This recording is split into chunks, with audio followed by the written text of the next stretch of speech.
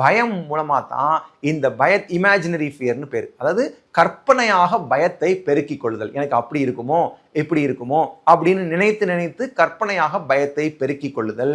அதனால வரக்கூடிய ஒரு விதமான இதய நோய் தான் இது. இது பெரும்பாலும் வெளியில தெரியவே இல்லை. ஆனால் 115% மக்களுக்கு இந்த நோய் இருப்பதாக உலக மருத்துவர்கள் இதை கணிச்சு வச்சிருக்காங்க. இதுக்கு என்ன பண்ண வேண்டியிருக்கு அப்படின்னா, ஒன்று நம்பிக்கையூட்டும் சொற்களை அவர்கள்கிட்ட சொல்லிக்கிட்டே இருக்க வேண்டியிருக்கு. உனக்கு ஒன்றும் பிரச்சனை இல்லை, நல்லா சந்தோஷமா இரு அப்படின்னு. கேட்க மாட்டாங்க. அதனால என்ன பண்ண வேண்டியிருக்குன்னா, இந்த பயிற்சி செய்தால் சரியாகும் அப்படின்னு சொல்லி சில பயிற்சிகளை செய்ய வைக்க வேண்டியிருக்கு.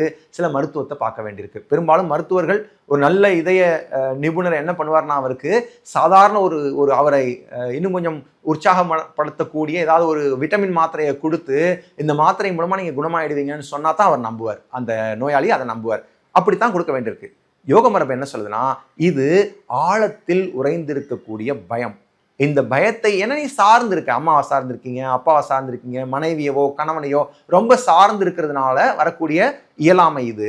அதனால மருத்துவர் என்ன பண்றாரு, ஒரு மாத்திரை கொடுக்குறாரு. யோக மரபு என்ன சொல்லுதுன்னா, பிரத்யாகாரம் என்று சொல்லக்கூடிய பிராணாயாமத்துக்கு அடுத்த நிலையான ஒரு குறிப்பிட்ட பயிற்சி இருக்கு. பிரத்யாகாரம்னா என்னன்னா, ஐம்புலன்களின் மீது ஒரு விதமான அவதானிப்புன்னு அர்த்தம்.